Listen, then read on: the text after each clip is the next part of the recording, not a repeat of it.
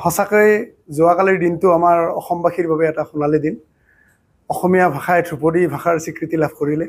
ধ্ৰুপদী ভাষা হোৱাৰ লগে লগে প্ৰথম কথা অসমীয়া ভাষা সাহিত্যৰ লগত জড়িত প্ৰসিদ্ধ যিসকল পণ্ডিত আছিল তেখেতসকলৰ প্ৰতি বছৰে দুজন ব্যক্তিক আন্তঃৰাষ্ট্ৰীয় বঁটা দিয়া হ'ব তেখেতসকলক আমাৰ ভাষা সাহিত্য চৰ্চাৰ কাৰণে।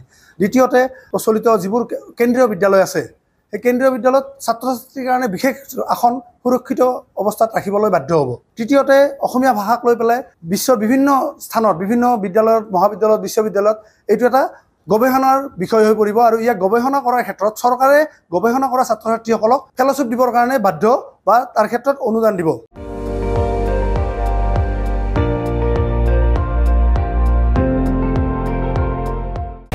আপুনি চাই আছে ND24 সৰ্বশ্ৰেষ্ঠ নহয় সৰ্বোত্তমৰ দৌৰ।